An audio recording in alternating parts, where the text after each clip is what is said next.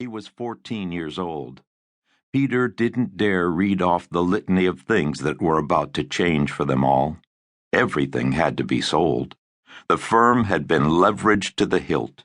The stock that Peter had gladly acquired in lieu of profits or salary on many occasions, and that comprised most of his personal fortune, was worthless paper now.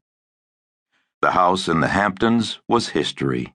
The timeshare of a plane, their penthouse on Fifth Avenue, private schools, credit cards, the Ferrari he played with on the weekends and the boys loved to ride in, Alana's Bentley, and the brand new Rolls. All were expensive, unimportant toys and symbols of his success. More important, all of their security and way of life had evaporated into thin air. His money and investments were all in Whitman Broadbank, and whatever else he had gone down the drain with the stock market collapse in the past 5 days. There was virtually nothing left, or so little that it hardly counted. Peter couldn't think of a single area of his life that wouldn't be affected by what had just happened to the economy, except his marriage and his boys. Alana had been painfully silent and watched him as he explained it all to them. But even Peter didn't fully understand it yet. No one did. The day before, Iceland had declared the country bankrupt and closed its stock market, and other countries around the world were watching in panic as they saw the American stock market fall and implode. Peter finally managed to tear his eyes from the screen that had mesmerized him all week. His secretary had already left that morning, and there was silence in the halls. Others were doing what he was, loading a few personal things into boxes and carrying them downstairs. All of them were facing the demise of their careers and radically changed lives as a result. Peter stood up and dropped one of the boxes in the doorway. It was hard to imagine now what he was going to do about work. People were getting fired left and right, and there were hundreds of overqualified candidates for whatever jobs remained. In the musical chairs of the financial game, thousands had wound up without a seat, and Peter was no better off than the rest. His success had been extraordinary for the past 21 years, since he hitched his wagon to the star of Whitman Broadbank fresh out of business school when he was 25.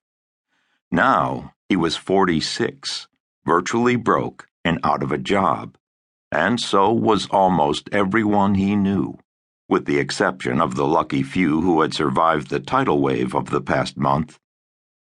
No one he knew had been untouched. Peter had been famous for years, with almost every deal he made, but not this time.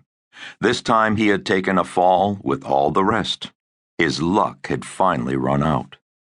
This wasn't the way he had expected his career to end, but it wasn't over yet. He wasn't about to give up.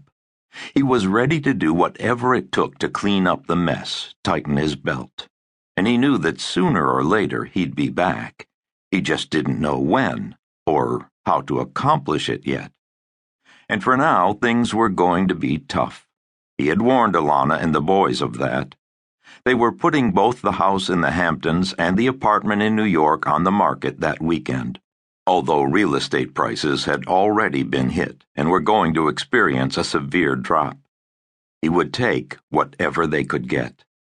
And as soon as the New York apartment sold, he was going to have to figure out where they were going to live. He knew that as long as the family stuck together, they'd be all right. They had to get past this terrifying time and figure out what to do and where to go from here. He'd been thinking that he could get a job in a small local bank somewhere outside New York and make a comeback on Wall Street when the economy was healthy again. He had grown up in a small Massachusetts town and realized he might have to leave New York for a while and start from scratch. He had lain awake every night all week thinking about it. All he had left now was a lot of worthless stock and whatever cash they had on hand, which wasn't much. He had insisted that Alana